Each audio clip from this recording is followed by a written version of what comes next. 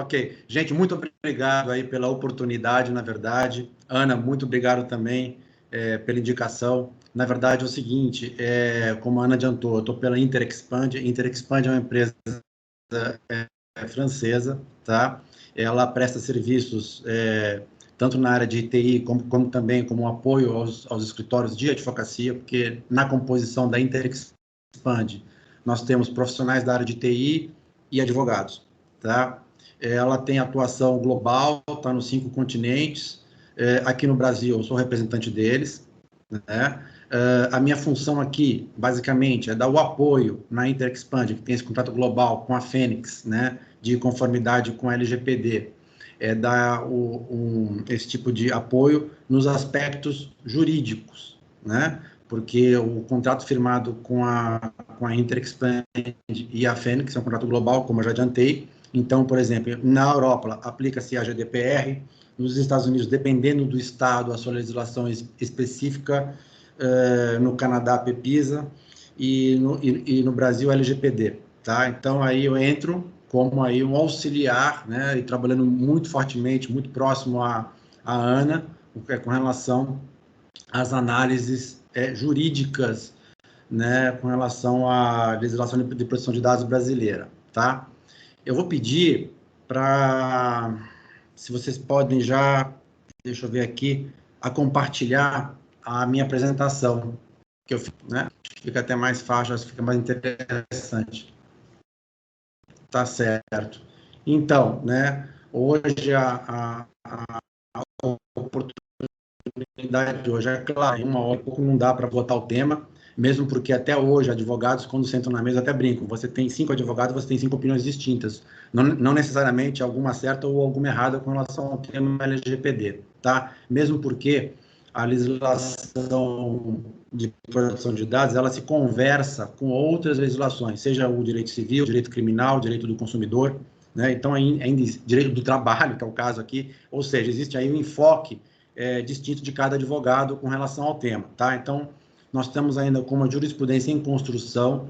Nós acreditamos que, no mesmo tempo que, talvez um pouco mais rápido, com relação à legislação consumerista, os tribunais vêm consolidando algumas posições. Nós temos hoje em torno de 600, um pouco mais de 600 decisões judiciais de primeira instância com relação à LGPD. Não necessariamente as decisões são vertem para um determinado lado, às vezes elas são praticamente divergentes. Então, é claro, nós não temos ainda o tempo necessário de amadurecimento para os tribunais entenderem como interpretar a legislação. Então, pode ser que alguma coisa que eu afirme hoje, daqui a um ano eu faça uma afirmação completamente oposta. Por quê? Porque foi feita uma criação jurisprudencial, algum entendimento contrário ao que está sendo colocado aqui hoje, tá? Segundo slide, por favor. Tá, então...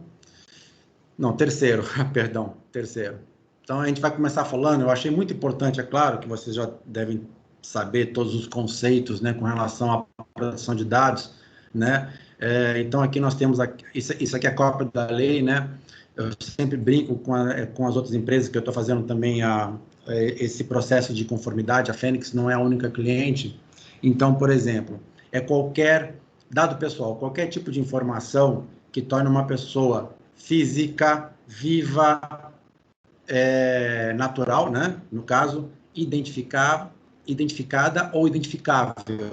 Ou seja, por exemplo, Fábio Martinelli pode ser um nome muito comum em São Paulo, onde tem uma comunidade italiana muito grande. Agora, Fábio Martinelli, em Belém, você já diminui um pouco, mas ainda não é considerado uma informação pessoal. A partir do momento que você tem uma conjunção de dados que identifiquem aqueles dados, a minha pessoa, isso sim é considerado um dado pessoal. Por outro lado, por exemplo, um único dado, o CPF, ou então uma característica genética minha, eu só preciso dessa única característica genética. Nesse caso, aí sim, ou a minha voz, talvez a minha voz, ou então a minha imagem, certamente. Isso sim é considerado um dado pessoal, tá? Então, isso aqui, eu sempre começo falando sobre isso, porque algumas pessoas, e a Ana pode até corroborar com o que eu estou afirmando, né?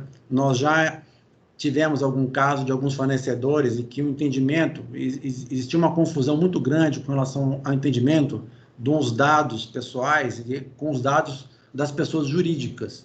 E nós falando que não, na verdade é o seguinte, nós tratamos de dado pessoal, de pessoa natural, viva, né? Ou seja, que pode ser uma única informação ou um conjunto de informações, né? Qualificação pessoal, dados genéticos, imagens, filmes, voz, endereço, isso tudo pode ser considerado isoladamente ou conjuntamente como dado pessoal. Próximo slide, por favor. Se eu estiver indo muito rápido, pessoal, vocês me avisem, tá? Porque eu estou preocupado com o tempo. E isso aqui também é uma parte mais de introdução. Muito bem. A Lei Geral de Proteção de Dados, eu posso afirmar, eu acho que é justo afirmar, que ela trata de incidências de segurança e suas consequências no mundo jurídico, né? Embora ela não traga uma definição específica, diferentemente da GDPR, o que é um incidente de segurança. Então, mas é o princípio, ela trata o seguinte, ela entende que o dado pessoal, né, ele é parte do patrimônio do seu titular, tá certo? E isso gera deveres por parte de quem os trata e consequências no mundo jurídico. A lei fala em proteger as liberdades e direitos fundamentais, trazer segurança jurídica aos atores envolvidos com relação a esse tratamento de dados, né? Ou seja, ela estabelece critérios de proteção, regras e critérios, perdão, de tratamento de dados pessoais. E a aplicação dela, e daí vem a dificuldade, ela se aplica a todos os setores da economia e do direito. Por isso que eu falei, né? Existe aí uma conversa muito grande com outras legislações, criminal, consumerista, do trabalho, do Código Civil, daí a dificuldade, né? Daí a dificuldade. Mas nós estamos trabalhando isso, acho que em questão de algum tempo, a gente vai criar aí basicamente um entendimento, se não for uníssono, pelo menos um entendimento majoritário com relação a algumas matérias. Próximo slide. Se tiver alguma dúvida, pessoal, vocês podem me perguntar. Aqui eu combinei que vocês podem parar a apresentação e fazer questionamento, tá? Para não ficar aí eu falando sozinho. Bom, tratamento todo mundo sabe, né? Tratamento, né? Toda aquela operação realizada com dados pessoais. Esse foi o vernáculo pelos legisladores. A gente fala em processamento, no caso, na legislação estrangeira, tanto que às vezes nós tivemos aí alguns problemas de tradução, né? Mas a gente chama de tratamento. Ou seja, o que é tratamento? Coleta, produção, recepção, classificação, utilização, acesso, modificação, ou seja, difusão, transferência, eliminação, ou seja, tudo que é com relação, tudo que é realizado com relação ao dado pessoal, né, é considerado tratamento, tá? E a gente sabe que nós temos aí algumas obrigações com relação ao término desse tratamento, mas eu vou falar sobre elas depois. O que não são dados pessoais? Tá? O seguinte, por exemplo, é aquele realizado para fins particulares. Tá? Então, eu estou conversando aqui, nós estamos combinando aqui no nosso grupo de WhatsApp, o que nós vamos fazer no final de semana. Não é dado pessoal. Tá? Realizados para fins jornalísticos, artísticos, acadêmicos, não é dado pessoal. Os dados relacionados para fins de segurança pública, aliás, perdão, não é que não seja dado pessoal, a lei não se aplica a ele, a este dado pessoal. Realizado para fins de segurança pública, defesa nacional, segurança de Estado, atividades de investigação, não é dado pessoal. Ou seja, tem uma série de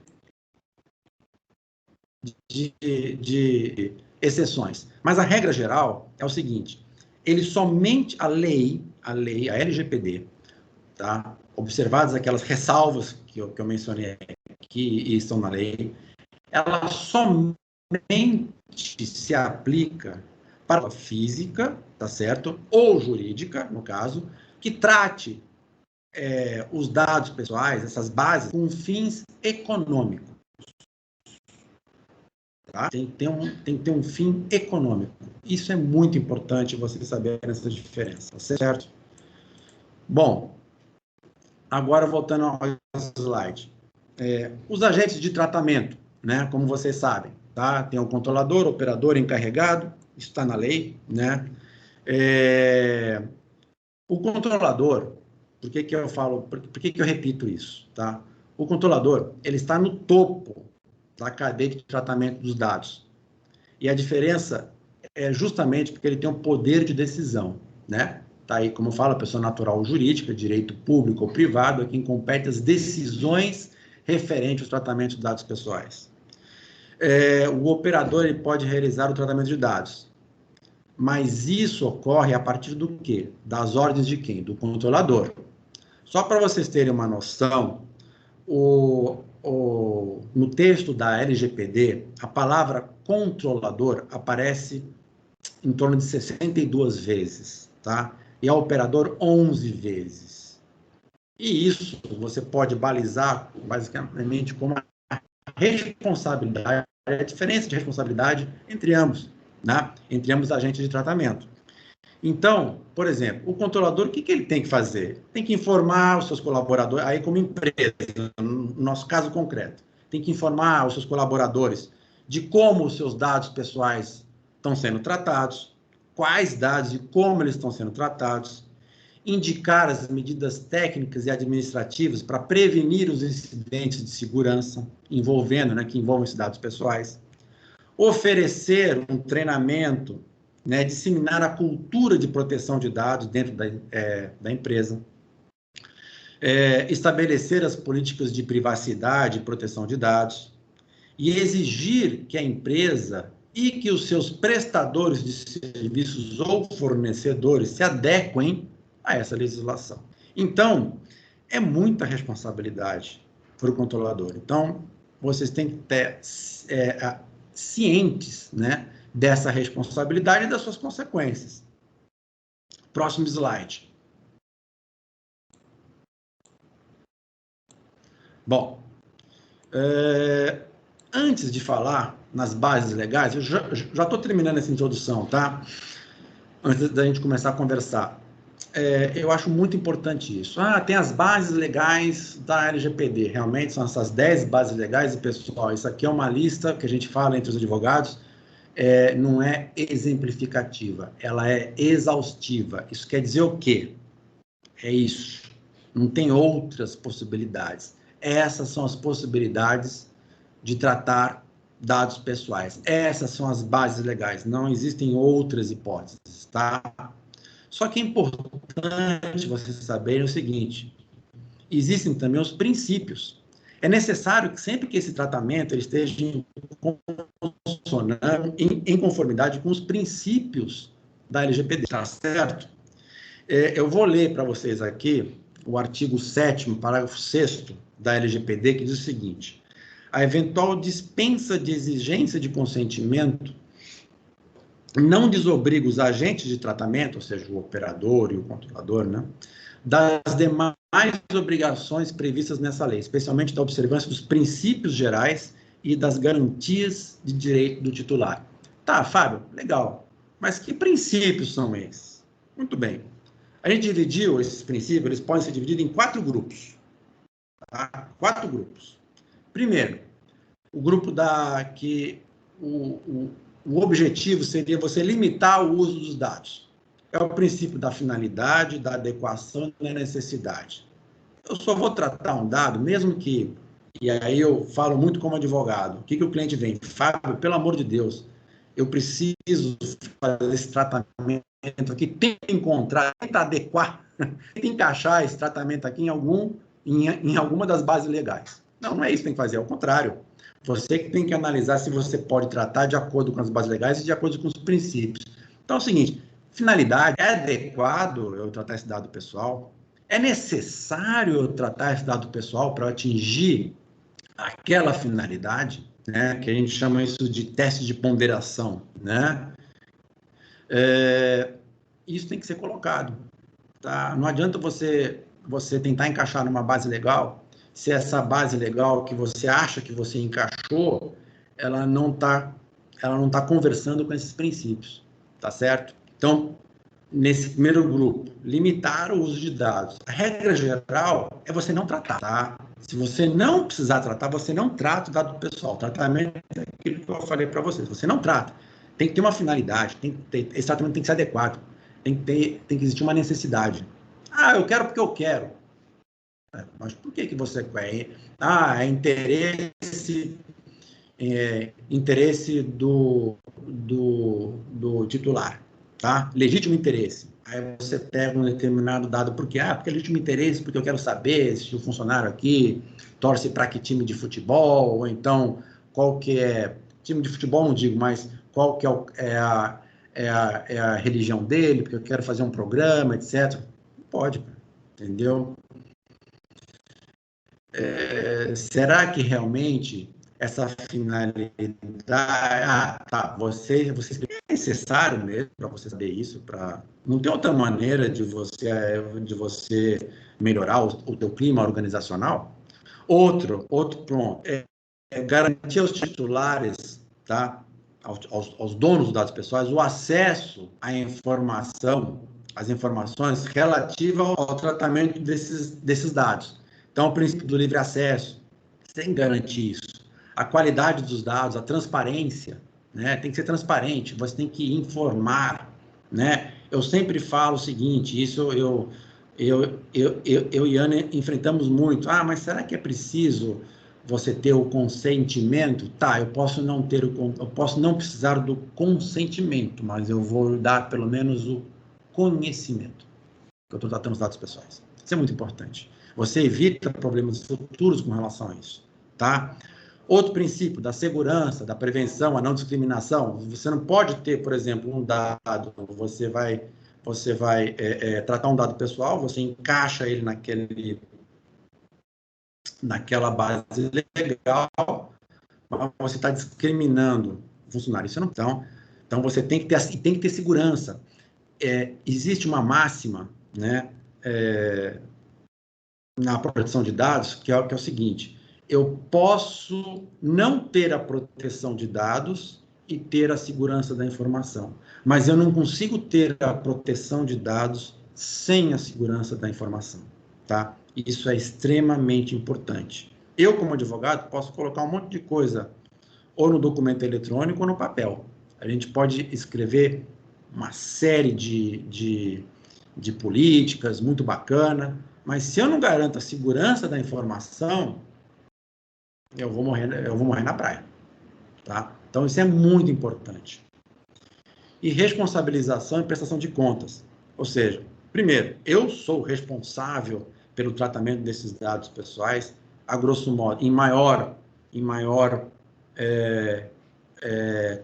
fatia, no caso, né, como controlador, em menor quantidade, no caso, como operador, mas eu sou responsável e eu tenho que prestar contas, tá certo? Então, o objetivo é você salvaguardar a aplicação da própria lei de proteção de dados pessoais.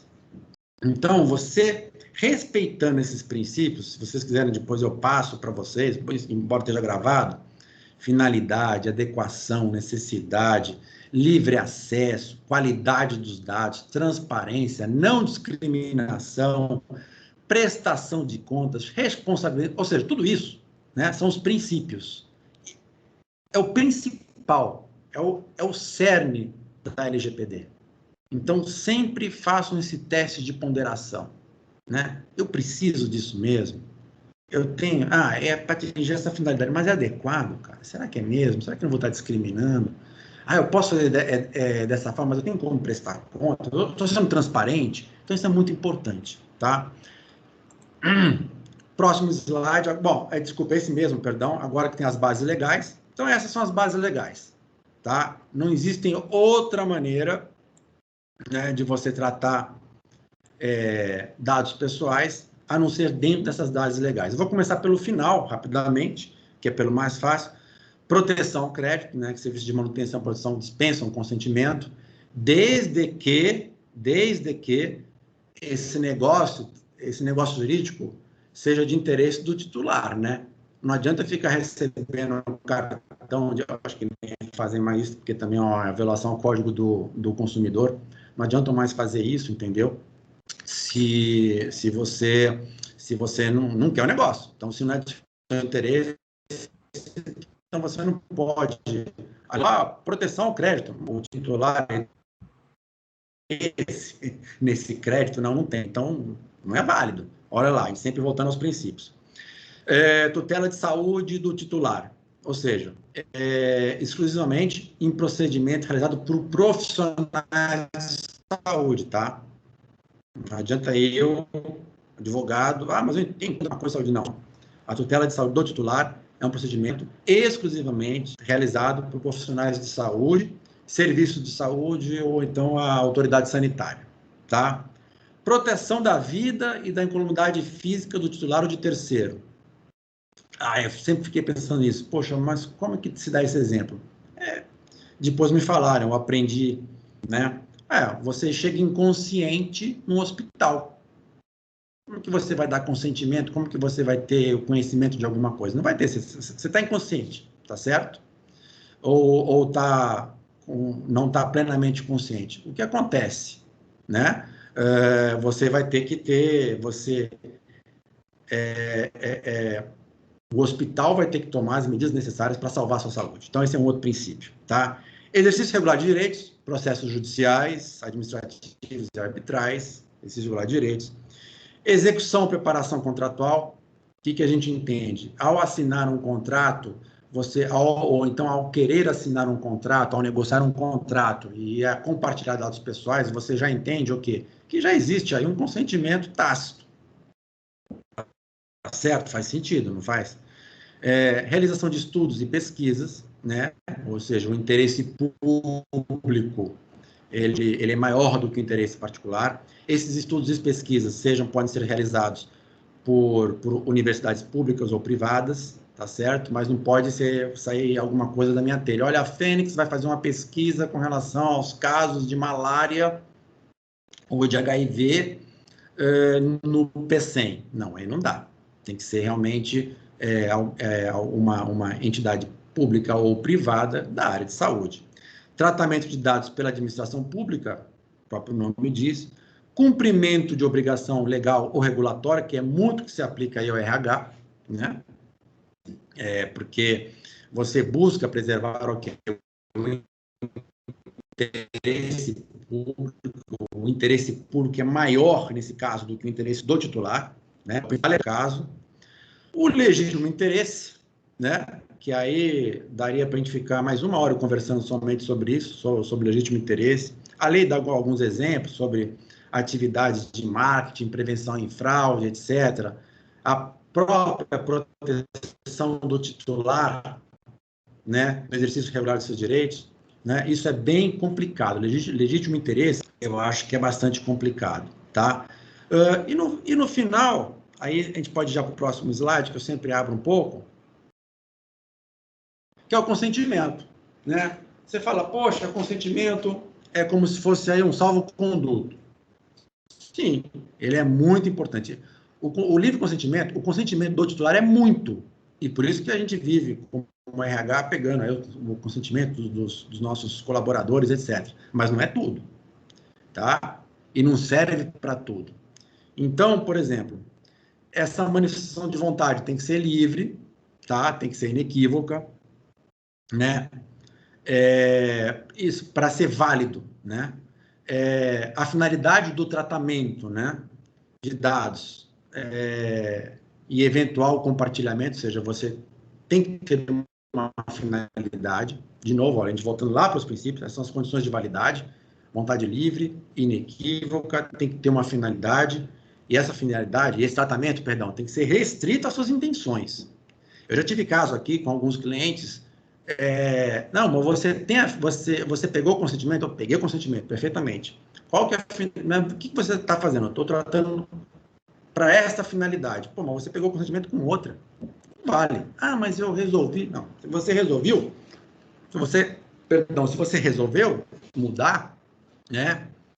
Ou então você tem que pegar um novo consentimento, tá?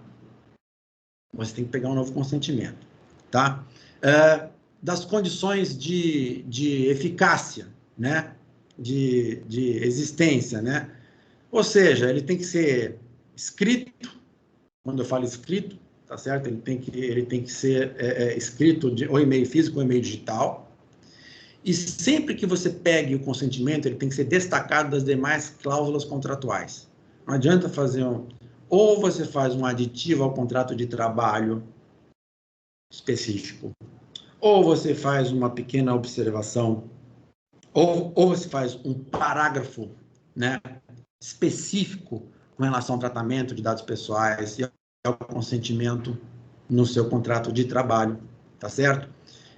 Quando você vai, Fábio, mas aqui o nosso é eletrônico, perfeitamente, você pode ter consentimento eletrônico? Tem, é válido, desde que abra, por exemplo, um pop-up na tela, abra lá o termo de consentimento, a gente lê o termo, faça o scroll, lock, né? Faça o scroll, você desce aquela barra de rolagem, e lá tem o entendi e aceito no final. Não adianta, como se fazia no começo, e onde ainda existe muito, por exemplo, em alguns sites, ao navegar nesse site, entendemos que você está de acordo com a nossa política de tratamento de dados. Não, você não entende nada. Você tem que pegar o consentimento. Ah, mas está subentendido, tacitamente subentendido. Não, não está. Na dúvida, pegue o consentimento. Tenha o consentimento. Voltando um pouco, que eu já acabei já essa parte introdutória, né? Voltando um pouco sobre o consentimento, a Ana falou o seguinte, né? Ela fez um comentário, mas que no começo até minhas dúvidas se a gente pegava esse consentimento ou não dos funcionários, etc. Na verdade, Ana, essa dúvida surgiu lá na França. Por quê? Porque, embora nós tenhamos a GDPR, cada país da comunidade europeia, aquilo ali é uma diretiva, tá? Guidelines, é uma diretiva. Então, por exemplo, é um guia, né? Ou seja, cada país tem a sua própria legislação de proteção de dados. Se eu não me engano, a França e a Itália não aceitam o consentimento do empregado em razão de sua hipossuficiência. Tá? Ele não é aceito. Não é aceito. Como se resolve isso? Eu não tive tempo ainda eles não tiveram tempo ainda de conversar comigo e falar, tá bom, muito bonito, mas o que faz? Não faz? Né? Como é que se resolve isso? Né? E no Brasil? Já tem alguma discussão com relação a isso, tá? Mas já tem uma decisão, uma decisão que eu conheço, em São Paulo, de um sindicato que entrou justamente questionando essa questão do consentimento, que esse consentimento deveria vir através de um acordo ou convenção coletiva, tá certo? Amplamente discutido com o sindicato, e o magistrado, e a decisão final foi que não, que na verdade, hoje em dia, né, todo funcionário tem acesso ao conhecimento, e desde que esse consentimento seja livre, seja inequívoco, e é importante, gente, afastem os advogados quando forem redigir alguma coisa, ou peçam para ele redigir de maneira mais simples possível, tá? Um linguajar muito simples, podemos dizer até, em alguns casos, pobre, mas bem objetivo, bem simples, porque aquilo tem que atingir a todos, tem que ser muito claro. É aquela velha máxima, se você leu e não entendeu, o problema não está em quem lê, está em quem escreve. Então, se eu não estou sendo claro, eu vou deixar aquele texto mais claro possível, quanto for necessário, tá? Então, experiência própria. E esse foi o entendimento do magistrado, foi na 15ª região, tá? Foi o entendimento do magistrado, não há necessidade do sindicato agir nesse caso, com relação ao consentimento do tratamento dos dados pessoais, porque ele entende que a manifestação da vontade foi livre, inequívoca, ou seja, as condições de validade estavam presentes. Isso é muito importante. Então, o consentimento foi o quê? Foi eficaz. Tá? Bom, tudo bem, gente? Alguma dúvida? Está indo muito rápido? Não estou sendo claro? Comentários? Acho que está tranquilo, Fábio. É que você não enxerga as pessoas, né, quando está compartilhando. Não. Então, por exemplo, nas relações de trabalho, eu dividi em 3 fases: a pré-contratual, durante o contrato de trabalho, o RH durante o contrato de trabalho e na pós-contratual. Então, nessa fase pré-contratual, próximo slide, por favor, é o primeiro contato, né? É o primeiro contato do RH, no caso, não digo nem com o futuro empregado ou com o candidato, entendeu? Então, por exemplo, o que nós definimos aí com a Fênix, até com os clientes? Muito bem, eu recebo o currículo, né? Como é que eu faço se eu estou no ponto de ônibus, né, Ana? Você falar, eu estou no ponto de ônibus, o cara vem entregar um currículo para mim, pô. Eu estou com dado pessoal ali, eu não tenho como. Não, vamos fazer de maneiras distintas, vamos fazer um procedimento para que isso seja seguro. Então, nós só recebemos currículos através de e-mail, por exemplo, onde há um tratamento específico com toda a segurança da informação com relação a isso. Ou, um exemplo, um outro cliente, quando vem o currículo, somente determinada pessoa recebe lá do RH, aquilo fica guardado com todas as questões de segurança, etc. Tal, né? Lembrando que a gente trata, quando a gente fala em dados pessoais, é tanto no mundo eletrônico, digital, como no mundo físico, tá? Então, de novo, nessa fase, é claro, eu quero participar de um processo seletivo. Eu disponibilizo, né, dados pessoais meus, né? Tem a dinâmica, tem uma série de coisas, que às vezes tem até gravo as dinâmicas, eu preencho, eu faço uma série de testes, de testes de inglês, falando sobre diversos assuntos, etc. Eu fico gravado, a minha imagem está gravada. Se eu não me engano, a primeira vez que eu fiz isso uma vez, porque eu sempre trabalhei, é a primeira vez que eu estou trabalhando fora de empresa, eu sempre trabalhei durante 20 anos em empresa, como jurídico de empresa. Um dos testes que eu fiz, o teste foi todo gravado, né? Acho que foi com a GE. Então, assim, tudo que eu falei sobre as mais diversas questões que eu acho que hoje nem seriam colocadas, né? Mas eu estava falando aí de 6, 7 anos atrás, isso ficava gravado, entendeu? Poxa, isso aí, como é que fica lá com o posicionamento do Fábio com relação à política, com relação a uma série de coisas, né? Então, aquilo aí está gravado. Então, é muito importante, tá? Primeiro, é proibido qualquer coleta de dados, tá? Que possa gerar qualquer critério discriminatório. Não pode. Então, por exemplo, exame de gravidez. Veja bem, estou falando pré-contratual. Exame de sangue, toxicológico, antecedentes criminais, análise de crédito. Não pode. Isso nós advogados entendemos, tá? Eu já vi diversas decisões com relação a isso, embora não seja advogado, não milite na área trabalhista, mas eu conversando, como estou num escritório aqui, que é multidisciplinar, conversando com os colegas, eles me disseram, Fábio, dá problema, tá? Então, você não pode, nessa fase pré-contratual, você não pode exigir qualquer dado que depois vai criar um conteúdo discriminatório, tá? Isso é regra número 1. Então, o que eu falo para vocês, tem que ter em relação à segurança e tratamento de dados, mesmo na fase pré-contratual. Recebimento de currículos, entrevistas, tudo isso tem que ter uma política interna da empresa, como fazer isso, como esses dados vão ser tratados, né? De novo, sempre voltando aqueles princípios, a finalidade, o tratamento dele é adequado, ele é seguro, não tem potencial discriminatório, onde que vai ficar, comunicando ao candidato, pedindo o consentimento dele com relação a esses dados que vão ser tratados, né? Comunicando e, quando for necessário, solicitando o consentimento desse candidato, né? Que ele compartilhe esses dados com você, tá certo? Então, isso é número 1. Isso é muito importante. Mais um slide. Oi. Posso fazer uma pergunta? Várias. Um pedido do sindicato, por exemplo, da categoria dos empregados de uma empresa, solicitando nome, o nome e cargo deles, não diria nem CPF.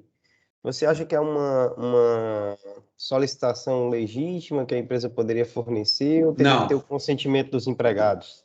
tem que ter o consentimento. Eu não gostaria, por exemplo, o que acontece é o seguinte, eu vou dar um exemplo que aconteceu comigo, tá? No meu último emprego, o sindicato, eu não era afiliado ao sindicato, eu era C-Level, né? Eu não era afiliado ao sindicato, mas o sindicato pediu uma série de dados, né, com relação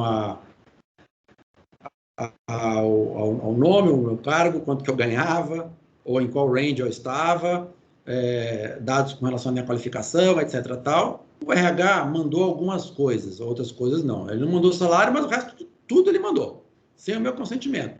E depois eu comecei a receber cartinha do sindicato, e até nas reuniões do sindicato, me foi comunicado, por surpresa, pô, estou sabendo que você estudou na tal faculdade, o meu filho também fez a faculdade, etc. Tal. Pô, o cara sabia mais da minha vida do que eu, entendeu? Então eu falei, pô, mas de onde você pegou essa informação? Ah, fui lá no RH. Não, não pode, gente. Não pode. É o sindicato, perfeitamente. Se você acha que é interessante, o sindicato ter esses dados, você comunica isso ao funcionário e toma dele o consentimento. Ou, melhor, sindicato, entre em contato com o funcionário e fale diretamente com ele. Tá? Obrigado. Esse é o meu entendimento. Tem alguns sindicatos interpondo ações judiciais e o juiz estão dando liminar, dizendo que é legítimo, é o exercício de um direito constitucional, que eles precisam conhecer quem é a base de representação deles para poder... Bom, é isso que eu te falei, olha só. Interessante esse ponto que você levantou agora.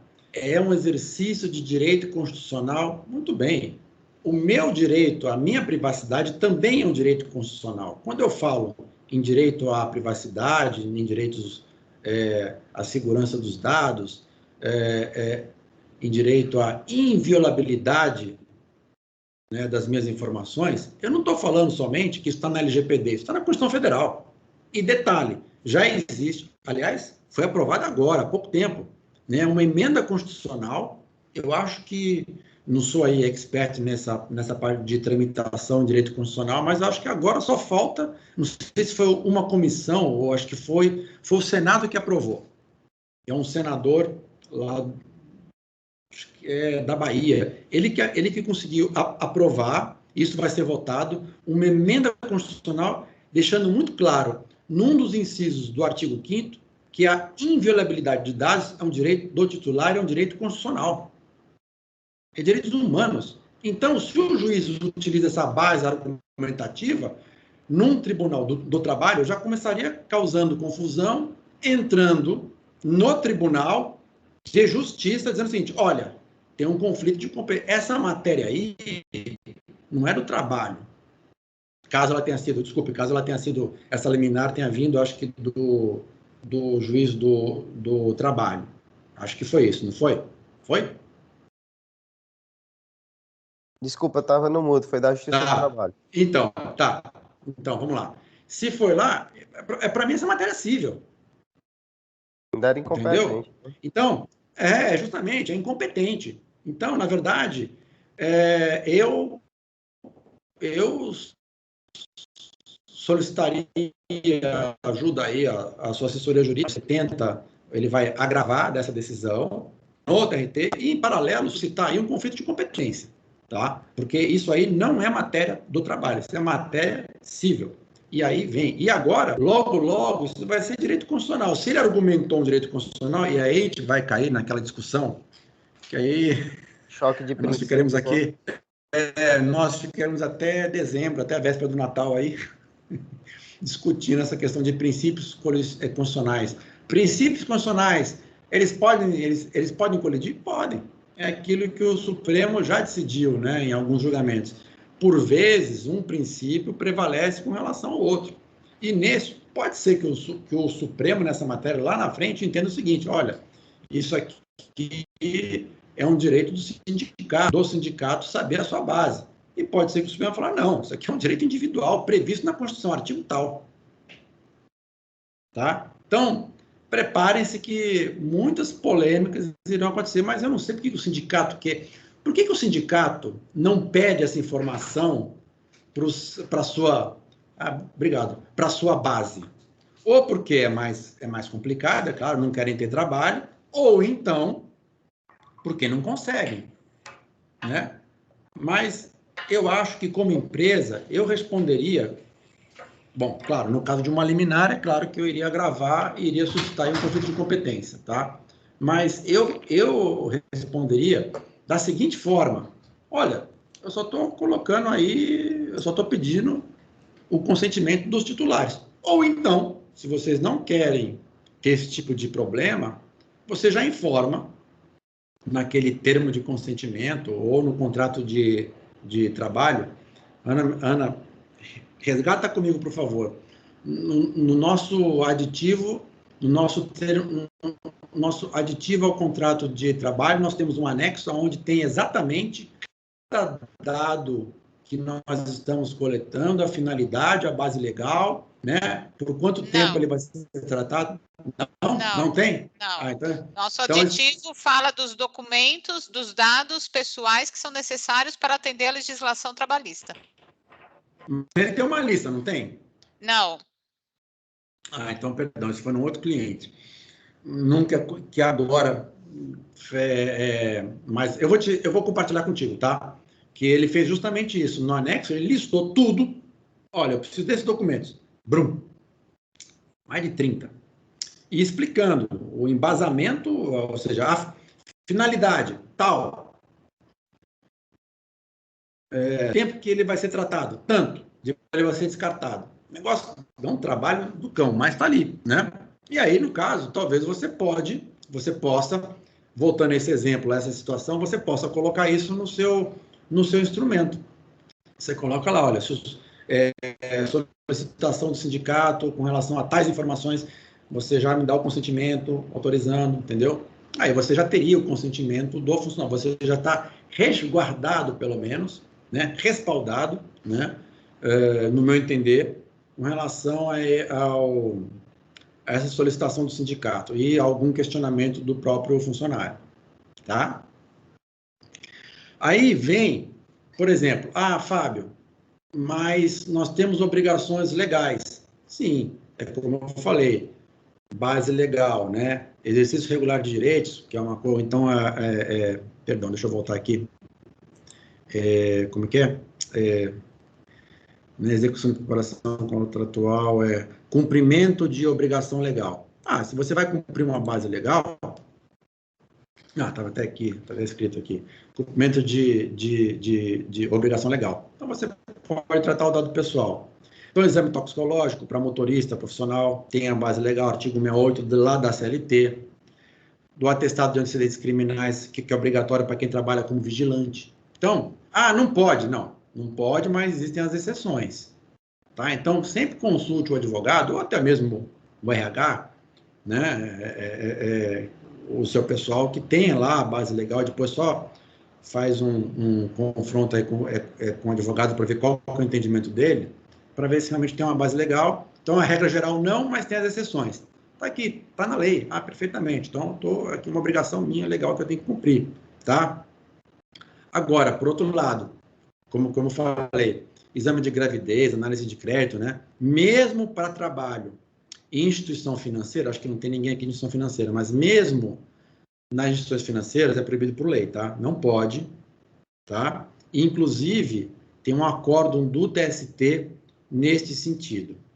Agora, de novo, mais uma vez, a empresa, né, artigo 7º, inciso 2º da LGPD, a empresa sempre precisará informar claramente aos candidatos, né, a política de utilização dos seus dados. Por isso que é importante, não só você ter o consentimento, como você também ter uma política interna com relação a como esses dados vão ser tratados, né?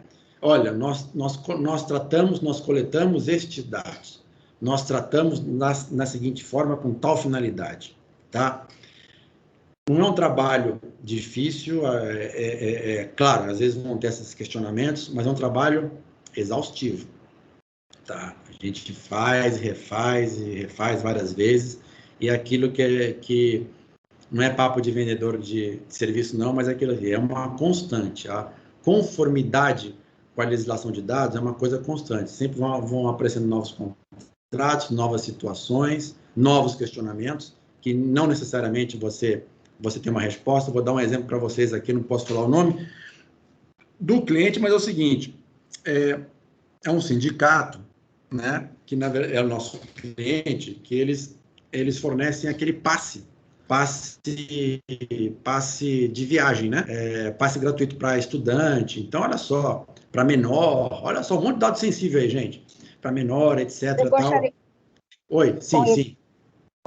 Desculpa, eu gostaria de fazer uma pergunta. Em relação à empresa, antecedentes criminais, pode ser, né? Ou tem algum problema solicitando? Olha, antecedentes criminais, a não ser que você trabalhe como vigilante, a não ser que empresas de segurança, outra legislação específica, a não ser que tenha uma legislação específica, eu só conheço a de vigilante, a não ser que tenha uma legislação específica, você não pode. Não pode pedir antecedentes criminais. Aqui no TRT do Ceará, viu, Fábio, tem um precedente aqui de uma comarca Maracanaú, que é na região metropolitana. Uma grande empresa colocou taxativamente no rol de documentos que ela exige para contratação o exame de antecedentes. Um advogado esperto pegou aquilo e entrou com talvez umas 100 ações. Ele ganhou em média 5 mil por cabeça por dano moral desse pedido. E nem existe a Lei Geral de Proteção de Dados ainda. Então, na verdade é o seguinte, a regra geral não pode. Eu conheço uma exceção, tem outra também, quando você trabalha na Casa da Moeda, tá? Claro, tem antecedentes criminais, né? Como vigilante, tem essa legislação específica, então você pode. Mas a regra geral não pode. Não pode. E é o que está acontecendo. E é isso que vai acontecer. Esse é o meu medo, que eu sempre alerto as empresas, tá? O que vai acontecer isso aqui, vai ter muito advogado vendo isso aí como uma oportunidade. Vocês são jovens, então vocês não devem se lembrar disso. Mas no tempo que saiu o Código de Defesa do Consumidor, eu estava na faculdade ainda, né? Então, gente, nem sabia de nada. Ou seja, isso vai pegar, não vai pegar. Foi uma enxurrada de ação, mas eu tive muito colega recém-formado que ganhou muito dinheiro com relação a isso. Claro, né? Aqueles pedidos absurdos. Hoje eles não cabem mais. Hoje você já tem uma jurisprudência bastante consolidada, né? Não adianta pedir o que os americanos adoram pedir. Eu quero $1 milhão porque a maionese quente do Big Mac caiu na minha perna e me queimou. Entendeu? Isso não cabe mais, né? Mas nós acreditamos que o que vai ocorrer é isso. Então, precisa tomar muito cuidado. Por isso que nós temos que ser conservadores. Na dúvida, tá com dúvida? Vai naqueles princípios. Será que eu preciso mesmo de antecedente criminal? Preciso. Um exemplo, eu trabalho muito para mineradora. Mineradora de ouro, poxa, não tem nenhuma legislação específica. Mas o cara trabalha com ouro, gente. Né? Ele trabalha na fundição de ouro. Aquilo ali, não precisa nem falar, né? Um onça de ouro está em torno de $1.800. São 33 gramas.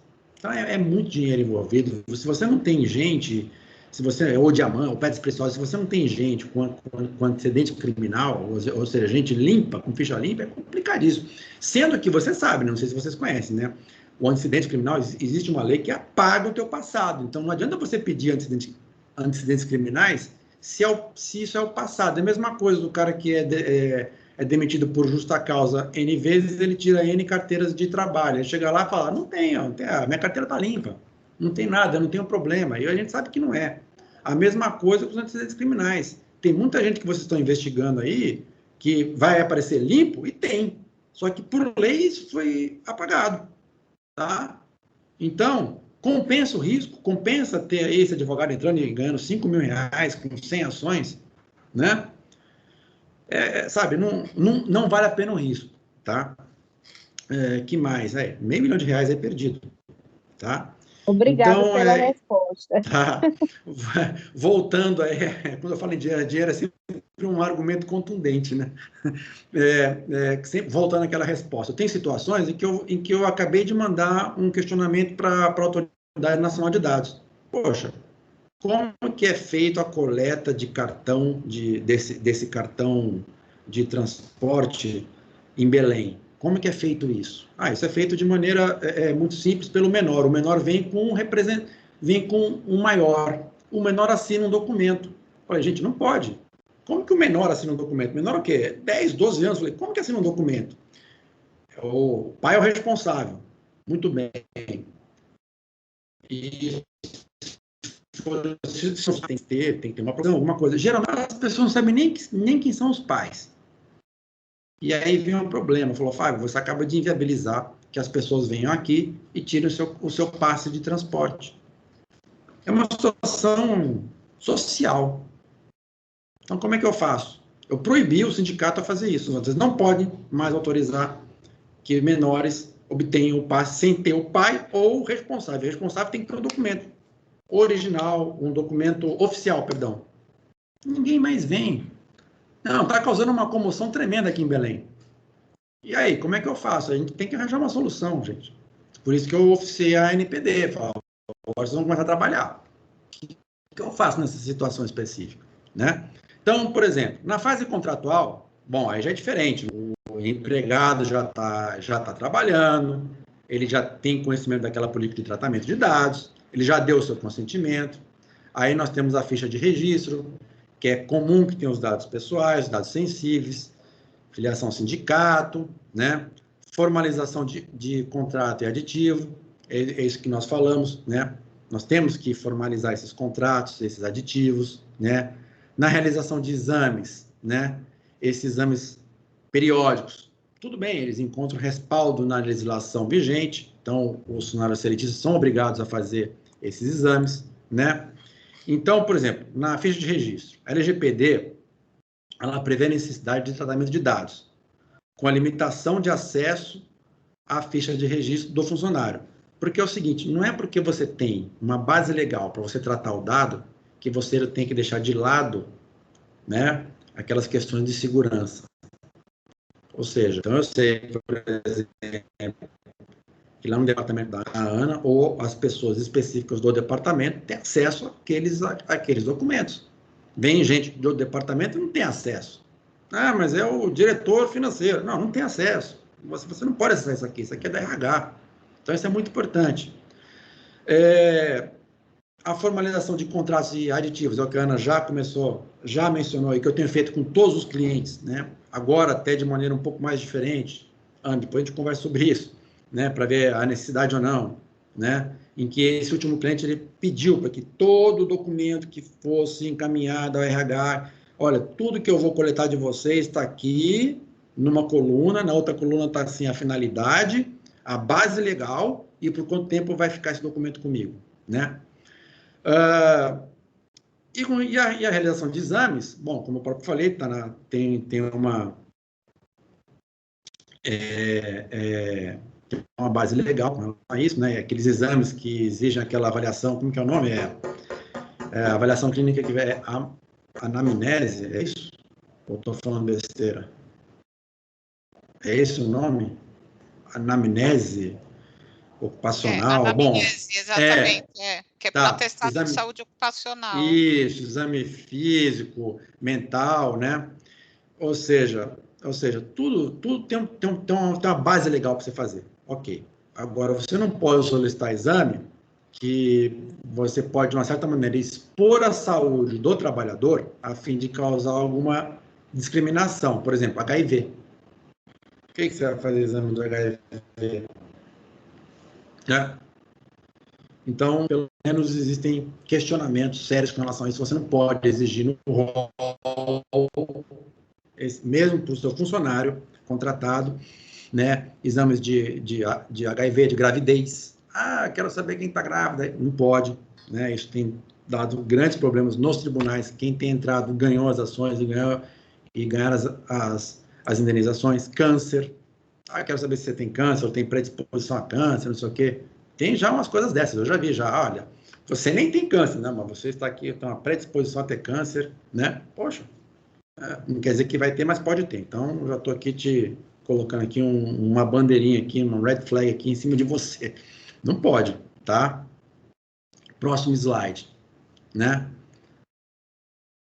recebimento de atestado, né, embora, isso aqui é interessante, ó, embora não seja obrigatório o preenchimento da CID, né, caso haja identificação na doença da CID no atestado, caso ela exista, né, é um dado sensível e tem que ser tratado, e esse tratamento é mediante, e esse tratamento somente pode ocorrer mediante consentimento, tá?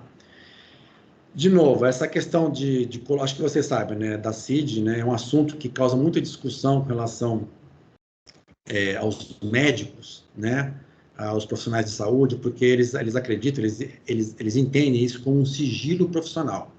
E ele só é obrigado, né, ele só coloca a CID no atestado médico mediante autorização do paciente. Aliás, já também, quando nós trabalhamos agora aqui para um hospital, né, fazendo a questão lá da LGPD, nos atestados tem um campo específico que é onde o paciente autoriza, né, que seja colocado. Sabe que algumas empresas, também não quero complicar a vida lá do funcionário, o cara vai e volta, o RH pede, não, volta com a CID, ele perde tempo, etc, tal, perde dia de trabalho, né, também a gente não está aqui para dificultar a vida de ninguém, então, se já pede, então tá bom, então o médico, ele tem que colocar, se no caso o titular do dado, ele autoriza, não, eu quero que o senhor coloque aqui, eu autorizo, e é um direito meu, ter a CID aqui, então a gente já pede isso aí, né, e é claro, a partir do momento que tem um diagnóstico, um dado sensível tem que ser tratado com muito cuidado, né? Essa guarda e esse acesso tem que ter um cuidado maior.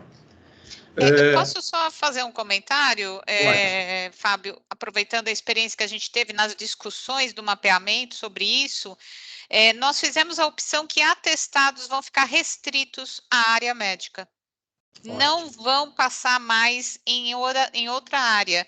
E aí vem a pergunta, mas a área de recursos humanos para folha de pagamento, apontamento, não precisa da informação? Precisa da informação sobre ausências, sobre o tratamento disso no apontamento de horas. Mas eu não preciso de mais nada. Então, isso está ficando restrito à área médica, porque assim a gente garante esse controle que esses dados de saúde e de atestados fiquem por lá. Tá? É só porque depois de tanta discussão, a gente achou que era a melhor saída, tá? Tá. Em relação a esse compartilhamento... Oi, vamos lá. Fábio, sobre a questão do CID, né? É indiscutível que o trabalhador tem que autorizar, né? Constar ou não o CID no atestado, mas para as empresas isso causa um dificultador, porque para encaminhamento do empregado ao INSS, se ele apresentar CIDs intercalados, atestados intercalados, num período de 60 dias, onde eu some esses atestados e somem 15 dias pelo menos, eu deveria encaminhá-lo ao INSS. Quando não tem um CID, os médicos do trabalho ficam com dificuldade de correlacionar os atestados e acaba a empresa deixando de exercer um direito e conceder um direito também do trabalhador. Ótimo. É um excelente argumento. Né? Mais uma vez, então, ou seja, embora você não tenha, até caberia aí uma pesquisa com relação a alguma base legal, a gente podia fazer uma construção aí com relação a uma base legal com relação a isso, mas é um argumento extremamente válido, mas é como eu falei, hoje os médicos é o seguinte, hoje é muito fácil, né? Tá lá, é bom falar para o funcionário, vai lá e pede para ele colocar a CID, como já aconteceu comigo, eu pedi para colocar a CID, ponto final, é um direito meu, ele coloca. Porque se você não falar nada, o médico não vai colocar, tá? Próximo slide.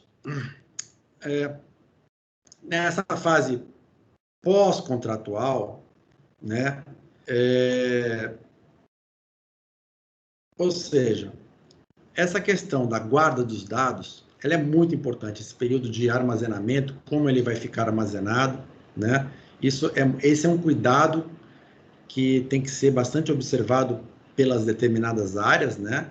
Seja o RH, seja a área financeira, seja a área de contratos, né? Porque, por exemplo, então lá os contratos ficam por determinado tempo até que se vença com relação às garantias contratuais, com relação a determinado equipamento, determinada obra, o contrato fica ali, né? Mesmo finalizado. Então, essa fase pós-contratual, então, voltando ao caso RH, ocorrendo o desligamento, né? Então, você tem que observar os princípios da LGPD, né? Então, por exemplo, períodos de armazenamento, eles sempre devem estar fundamentados com uma lei, tá certo? Então, por exemplo, acordo de compensação de horas devem ser armazenados por 5 anos, atestado médico, abono de faltas podem ser armazenados por até 10 anos, e aí vai, a lista é enorme com relação a isso, né? É sempre bom você informar, né? Você ter isso muito claro com relação na sua política de tratamento de dados. De novo, Fábio, eu não quero ficar pedindo consentimento para tudo, o meu funcionário, e não precisa. Você tem uma base legal que lhe autoriza a tratar esses dados sem o consentimento, mas é bom que você saiba disso. Então, nesse caso aí, vem a função do encarregado, né? Ou das empresas que não têm ainda o encarregado, ter o próprio departamento, ele tem que saber o seguinte, qual que é a base dele, que fundamenta, né? Principalmente no caso de vocês, o que fundamenta, qual que é a base legal que fundamenta a guarda daquele documento por X tempo. Tá? Então, isso é muito importante. Próximo slide. Agora, são duas questões, né, que eu achei interessante. O seguinte, o dado biométrico, né? Então, o cara vai lá, coloca o dedo, né? Então, são dados pessoais sensíveis, tá? Naquele exemplo lá que eu falei, né? Dados pessoais sensíveis. Então, por exemplo, em dados sensíveis, certamente, com dados sensíveis, você tem que ter, né? Com raríssimas exceções, você tem que, acho que não tem nem exceções, você sempre tem que ter o consentimento prévio, né, do titular de dados, né? E eu vou ler aqui uma portaria que eu separei, o artigo 74 da CLT, que dispõe o seu parágrafo 2º, com uma portaria 1510, eu vou até repetir depois, portaria 1510/09 e portaria 373/11, em conjunto com o artigo 74 da CLT, parágrafo 2º. As portarias são do Ministério do Trabalho e Emprego, né? Podemos argumentar que a coleta do dado biométrico para o registro de ponto se encontra na hipótese do artigo 11, inciso 2A, que é a obrigação legal ou regulatória pelo... já que a CLT determina a obrigatoriedade do registro para empresas com mais de 2 funcionários. Ou também na hipótese do artigo 11, inciso 2, letra G, garantia da prevenção à fraude e à segurança do titular nos processos de identificação e autenticação de cadastro de sistemas eletrônicos. Então, existe, eu estou dando aqui a base legal, né, quando da coleta de dados biométricos, existe o entendimento em 2 portarias do Ministério do Trabalho e Emprego, tá certo?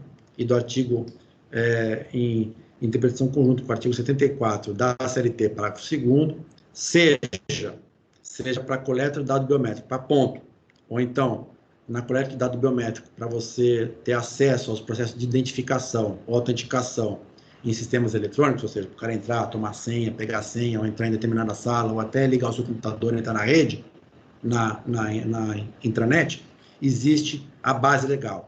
Artigo 11, 2A, ou então artigo 11, 2G da LGPD, tá? Então, a base legal está aí. Obviamente, a autoridade nacional ainda não se manifestou sobre isso, porque ela ainda está engatinhando, né? Mas é bom vocês saberem aí como RH, né? Que já existe, né? Com relação a esse entendimento, né? Que mais? E do menor aprendiz? Seguinte, a formalização da contratação do menor aprendiz passará por mudança significativa. Claro, porque ele é menor, né? O tratamento, você vai ter que ter o consentimento do pai ou responsável. É isso, né? Porque a lei, ela somente previa a assistência do menor no momento da rescisão, né? Hoje não.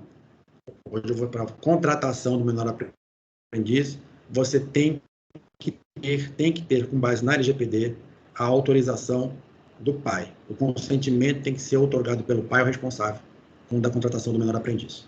Tá? Então, essa é a mudança, essa é a pequena aí, a alteração, né, que é importante em relação à LGPD. Próximo slide. Oi?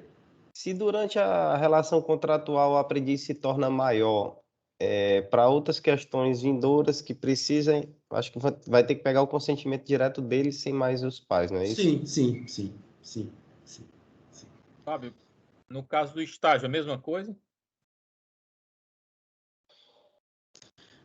Do estágio, Sim. mas menor não, não Menor. sendo menor.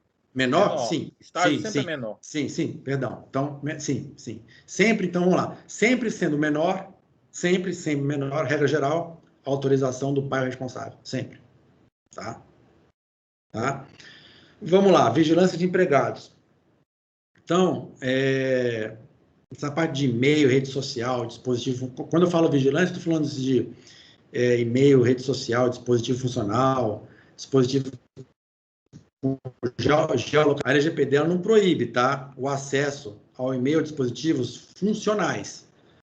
A gente acaba correndo um contrato, né? Um termo nesse sentido aí com os celulares da empresa, tá? Contudo, essa informação, né, como nós fizemos, tem que ser clara, de novo, dispondo o propósito, a finalidade, por que você está coletando, por que você está tratando aquele dado. Você tem que dar ciência ao funcionário, né, quanto aos limites de acesso, tá? Então, a LGPD proíbe o acesso? Não, ela não proíbe o acesso. Você não tem que pedir consentimento. Não tem que pedir consentimento. Mas você tem que dar o conhecimento ao funcionário que você, olha, estou aqui, você vai ser monitorado, tá certo? Depois eu vou dar alguns exemplos com relação a isso, você vai ser monitorado, tá? Com relação a onde está a geolocalização, tá? Aonde está esse equipamento, tá certo? Se esse equipamento está sendo utilizado somente por você e para as finalidades no qual ele foi disponibilizado. Depois eu vou fazer uma pequena observação com relação a isso. Monitoramento interno e externo de ambiente da empresa, né? Também a LGPD não tem nenhum problema com relação aos monitoramentos externos e internos. A gente sabe que com relação àquelas câmeras de vigilância, as imagens, existem legislações específicas com relação a isso, a direito de imagem, a proteção da imagem. Existem leis, geralmente é uma lei municipal, que está lá escrito, geralmente quando entra numa empresa, você está sendo filmado, você está sendo monitorado, você está sendo gravado, essas imagens serão guardadas e depois descartadas. Isso é muito comum em condomínio, tá? Então, a LGPD não proíbe isso, tá certo? Né? E voltando ao caso de vigilância do funcionário, é sempre bom, poxa, o cara está, ainda mais agora com o home office, né?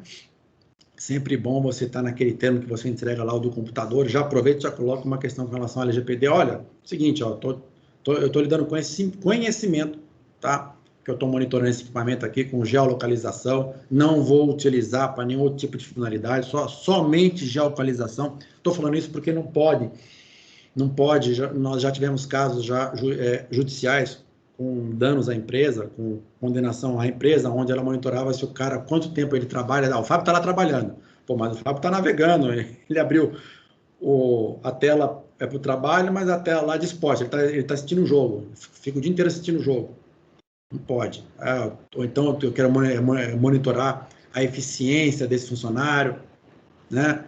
Isso não pode, tá certo? Só essa pequena observação com relação à vigilância e monitoramento. Próximo slide, 16 e 20. Próximo, compartilhamento de dados pessoais de empregados entre grupo econômico e terceiros. De novo, tem previsão legal, está no parágrafo 7º, artigo 7º, perdão, parágrafo 5º da LGPD, tem previsão, né? Agora, claro, a empresa tem que ser cautelosa, né? Porque você está entrando no mesmo grupo econômico, já entende que o grupo econômico, aliás, a LGPD fala sobre isso também, que o grupo econômico tem que ter as políticas de segurança têm que se conversar. Certo? E esse é um trabalho complicado, porque quando nós trabalhamos para a Fênix, a empresa norte-americana, no estado, porque lá as legislações são estaduais, no estado onde ela se encontra, tem muito pouco, quase nada, legislação esparsa com relação à proteção de dados. Aí você vai para a França, que é uma legislação extremamente, ou para a Europa, né, é uma legislação extremamente rigorosa, né? Para a China, que agora tem uma legislação mais rigorosa ainda, e aí você vem para o Brasil. Então, você tem as legislações que tem que se conversar, entendeu? Mas empresas do mesmo grupo econômico não tem problema, desde que, é claro, você garanta que a outra empresa aí do seu grupo econômico também tem uma legislação, uma política de proteção de dados, tá? Mas tem base legal para isso.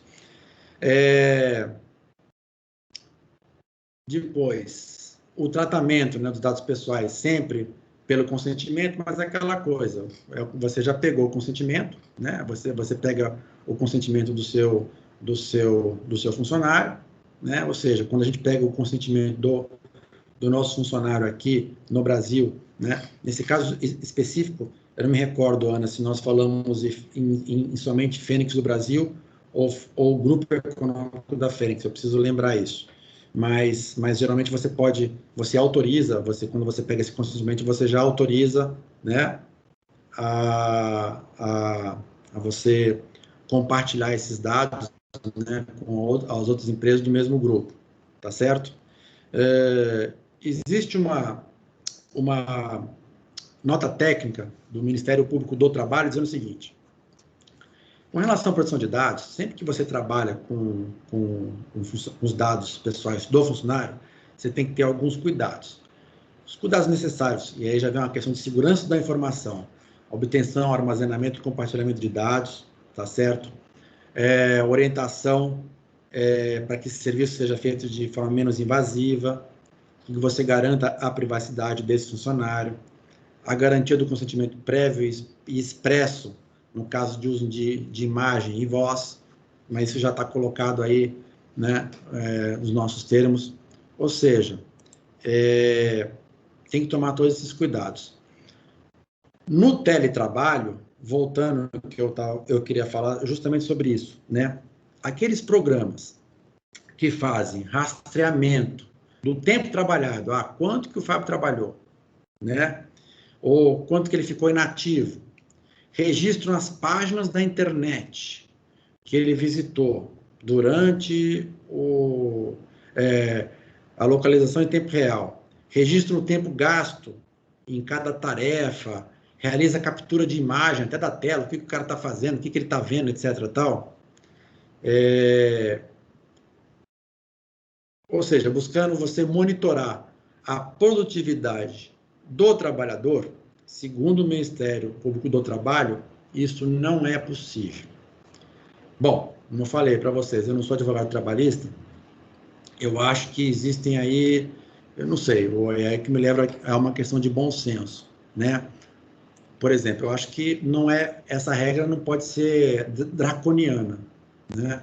Se eu vejo que um funcionário, praticamente, ele não trabalhou, ele não está trabalhando, eu tenho que ter esse direito, de novo, de maneira menos invasiva, tá certo? Possível, mas eu tenho que ter um controle de pelo menos o seguinte, o da geolocalização, para ver se realmente ele está com o computador lá, é ele que está utilizando aquele computador, ótimo.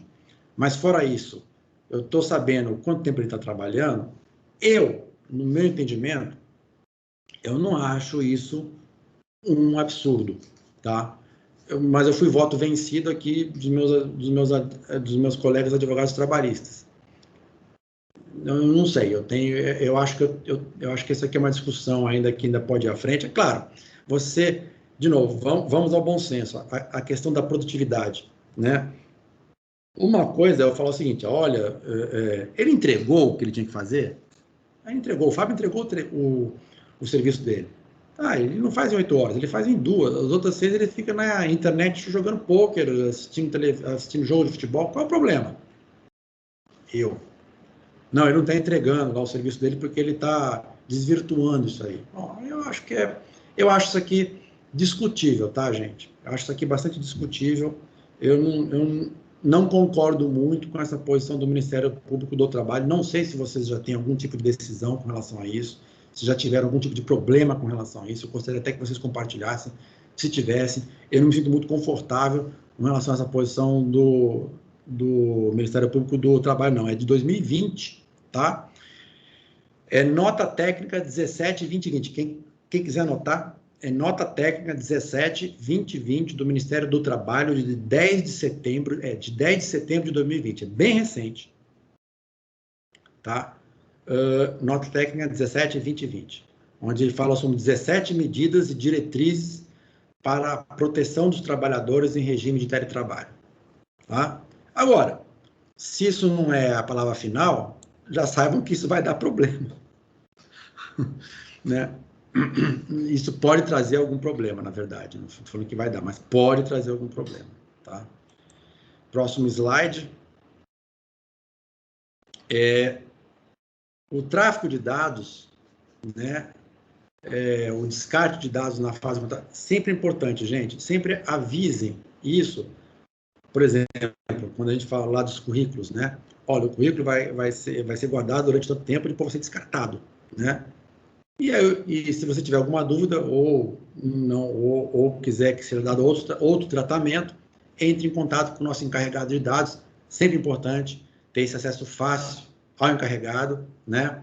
Já ouvi dizer de algumas pessoas, não, basta só um e-mail, todo mundo tem e-mail. Mais ou menos. Eu acho que ainda em alguns rincões aí não é bem assim, principalmente trabalhando com mineração. Eu vejo que em várias comunidades nem internet tem direito. Então, tem que ter e-mail, ok, mas tem que ter um telefone, tem que ter um endereço, né? Acho que, na verdade, no que puder auxiliar, acho que não tem nenhum problema da empresa disponibilizar esse acesso, né? Então, seja, olha, e-mail, telefone, né? Não precisa ser telefone celular, pode ser fixo, o endereço, estamos aqui de tal horas a tal horas, estamos aqui à disposição. Para quê? Para que caso eu chegue perante uma fiscalização, seja do Ministério do Trabalho, Ministério Público, Autoridade Nacional de Proteção de Dados, quem for, né? Eu falo, poxa, eu estou disponibilizando todos os meios possíveis, sempre mostrando a boa-fé, né? A partir do momento em que a empresa mostra a boa-fé, a boa índole em querer ajudar, acho que os outros argumentos se enfraquecem, os argumentos contrários à empresa, eles se enfraquecem, né? De novo, esse tráfico, né, ainda mais, por exemplo, e social, essas coisas todas, que esse tráfico de informações, sempre com muito cuidado. É claro que aí a gente sempre discute um pouco, né?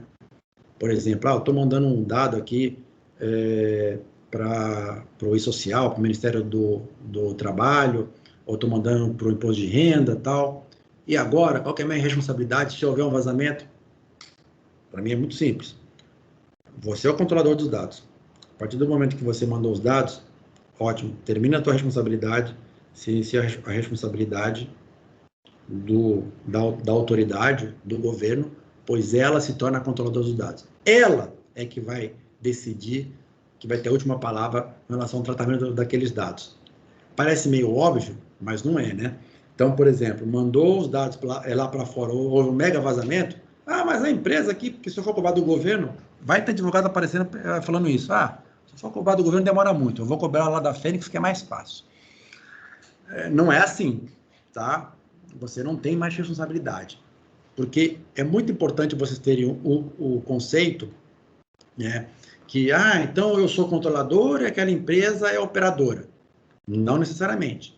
Ela pode ser operadora para algumas situações, em outras situações ela pode ser a controladora, e em outras situações pode ter o quê? O co-controle, tá? Onde as empresas em conjunto decidem o tratamento daqueles dados pessoais. Então, por isso que, de novo, eu sempre falo, né? Qual que é a diferença desses softwares, né, que a gente compra, dos modelos prontos para correlação à conformidade com a LGPD?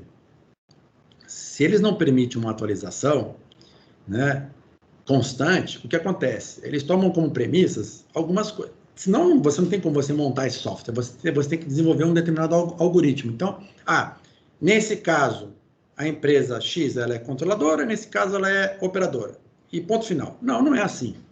Vão ter situações em que você mesmo vai se tornar operador dos dados, vão ter situações em que você vai ser o co-controlador com aquela empresa, e isso tudo você tem que refletir no contrato que você vai assinar com ela para você limitar as responsabilidades, para deixar muito claro quem é responsável até quando, até que momento, tá?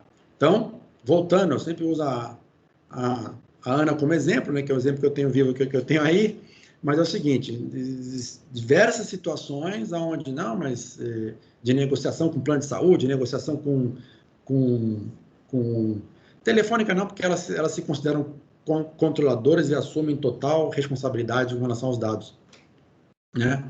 De voz, de vídeo, de tudo.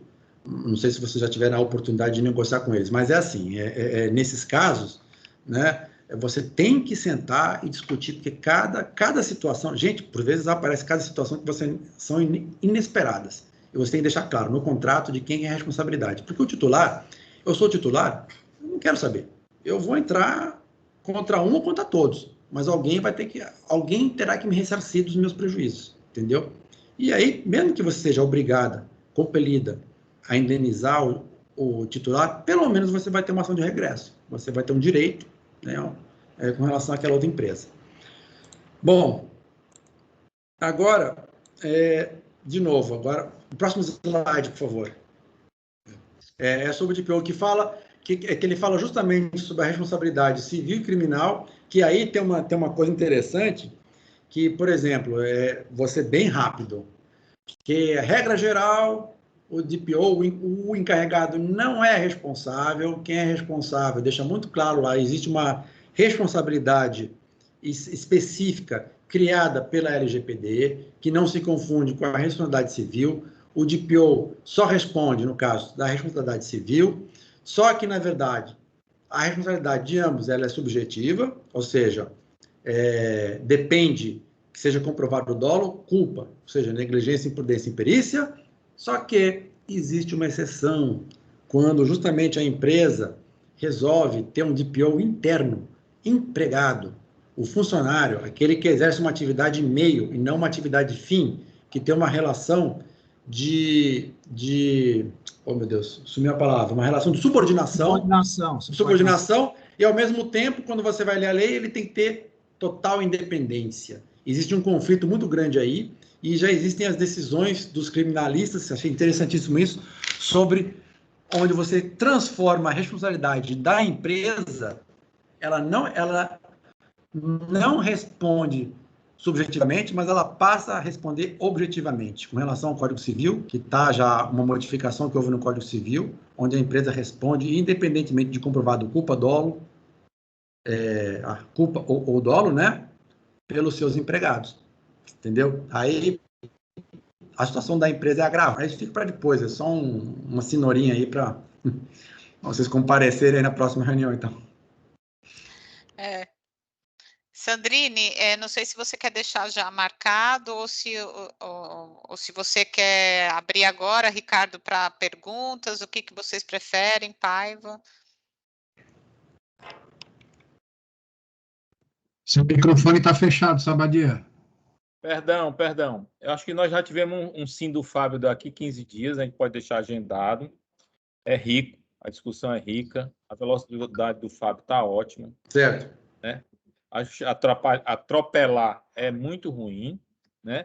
E aí, eu não sei, Ana, podemos sim colocar algumas perguntas agora, mas sabendo que podemos alongar mais aí a sessão 16h38, né? Eu não quero ficar assim chato, sabe, Fábio? Porque de repente assim, eu vou ter que sair agora porque meu ônibus vai... Aí começa a vazar e aí o Claudinho, eu sei que daqui a pouco sai, né? Eu posso fazer uma sugestão? Mas tá de férias o Claudio. Tô de Posso férias. dar uma sugestão? Eu tenho meu... E Fábio, não é meu ônibus. Também, né? Tem os seus compromissos também. Eu tenho um compromisso agora que eu teria mais 5 minutos só. Então, realmente não daria. É loucura minha para fazer. Mas só as considerações finais, Fábio, né? Se o Carlos Paiva concordar. A primeira etapa, né? As considerações finais, e aí a gente retoma. Pronto, a primeira etapa. Esse tema é muito rico, né? Tá, então, basicamente... Antes de mais nada, Fábio, me permite... Fala cá. Claro, abaixo, teu. Eu concordo plenamente com as colocações que têm sido feitas, até porque o que você está trazendo para a gente vem revestido de situações que você está acompanhando de fato, né? E isso realmente agrega muito ao nosso conhecimento e à nossa realidade profissional. Então, se você realmente tiver esse tempinho daqui a 15 dias para a gente retomar o tema, de fato, vai ser, com certeza, muito rico. E muito obrigado, desde já, por todo o compartilhamento que você nos ofereceu hoje. Obrigado a vocês. Obrigado a vocês. E quem sabe nesses 15 dias aparece alguma coisa nova, porque, como eu falei, está em construção, né? Está tudo em construção. Eu vou justamente nesse sindicato que eu comentei para vocês, de empresa de ônibus, e eu estou esperando uma resposta da autoridade nacional com relação àquela questão aos menores, né? Que eu coloquei. Mas, assim, as dúvidas, não se sintam culpados, as dúvidas aparecem toda hora, nem sempre nós temos a melhor resposta, né? Como eu falei, é um direito que está conversando com diversas outras áreas, eu mesmo discordo de algumas coisas que são colocadas até aqui, e deixei claro com relação aos meus colegas da área de direito do trabalho, tem os consumeristas, ou seja, tem os criminalistas, tem uma série de questões ainda que estão sendo construídas, mas, ao mesmo tempo, nós estamos fazendo a lição de casa, que é justamente isso, é discutir, já estamos discutindo isso, porque tem empresa, quando eu vou conversar, que o pessoal nem sabe o que é LGPD, confundem com outras coisas e não tem ideia do que se trata, né? E da importância com relação a isso, né? E existe um ditado que o pessoal fala, né? Que hoje o mundo está, embora a LGPD trate de dados pessoais no mundo físico e no mundo digital, existe um ditado hoje que nós estamos migrando a nossa economia, as nossas atividades para o mundo digital. E existe esse ditado que é o seguinte: quando você acessa um determinado site, você compartilha as suas informações pessoais e você tem algum benefício gratuito, não é que o negócio é de graça, é que você é o produto, né? Você é o negócio, né? Isso é muito importante. É só você pegar aí, a gente pega uma lista das empresas mais valorizadas, pega uma lista de 1990, pega uma lista agora de 2020. Só a empresa Google, Facebook, Alphabet, que é da Google, só essas empresas que tratam o quê? O que eles mexem? Qual que é o valor deles? Dados pessoais, pô. Né? Então, isso é muito importante. Mudou, tem que mudar o mindset aí dos advogados, das empresas, né? Tem que ter essa consciência, mas, no fundo, não é difícil, né? Tem questões, mas é trabalhoso, né, Ana? Você vê que dá um trabalho, coitada, Ana. Saindo, pegando a assinatura, a Ana com a equipe dela, né? Então, sabe, correndo atrás de um monte de coisa, tal, mas assim, iniciar é meio caminho andado. Então, eu acho que isso é importante o que a ECIP está fazendo, através de vocês. Eu sempre falo, o RH é o maior braço direito dos advogados e da TI, né, nesses serviços de conformidade com a LGPD. Né? Por isso que eu logo me colei na Ana e colo sempre nos RHs, porque é o seguinte, é eles que vão me ajudar. Porque se você não tem a consciência, se você não conscientiza a empresa, os funcionários, primeiro, nós estamos tratando, é um direito deles. É um direito deles. Então, quando eu vou falar agora, eu mudei completamente o treinamento, né, Ana, daquele primeiro para o segundo, que agora é o seguinte, agora eu estou conversando com o funcionário dele, não como funcionário da empresa, mas como titular de dados, no dia a dia dele, porque é impossível. É claro que ele compartilha esses dados com um monte de gente, em várias situações. Então, ele já começa a despertar aquele interesse. Tá? Então, bora lá, segunda rodada de PO, impactos civis e impactos criminais, mais 1 hora, daqui a 15 dias. Obrigado, Fábio. Maravilhoso. Fábio, muito obrigada, viu? Obrigado e aí eu só queria comentar uma frase que eu ouvi naquele seminário internacional que eu comentei outro dia. Somos eternamente responsáveis pelos dados que coletamos. Né? O ouvidor geral foi muito brilhante nessa... Muito feliz. Verdade. Muito, né? Obrigada, viu, Fábio? Obrigado, gente. Carlos Paiva, você que dá boas-vindas ao feriado, ao final de semana. Feriado? Já estava me perguntando que feriado, socorro. Final de semana. Final de semana. Ó, só fazendo referência aqui, ó. Aqui, ó, Fórum da ECIP, hein? Tá. Olha aí, Ricardo, ó. Gente, rapaz, uma pessoa está de férias e vir escutar uma tarde dessa, uma conversa dessa, é porque não, o grupo é bom, viu? A barba dele aí agora ficou maior. Agora vai sair mais enriquecedor, Fábio. Obrigado, gente. Quero o agradecimento pelo compartilhamento desses ensinamentos. E a gente só vai realmente deixar para daqui a 15 dias, porque a gente percebe que tem muita coisa ainda para a gente absorver aí. Muito obrigado à Ana por ter nos apresentado você e ter nos propiciado essa possibilidade de estarmos aqui conversando, e a todos que aqui estão, né, usufruindo desse conhecimento e podendo agregar para a sua atividade. Muito obrigado a todos e um excelente final de semana. Obrigado, pessoal. Até mais. Até mais. Tchau, tchau.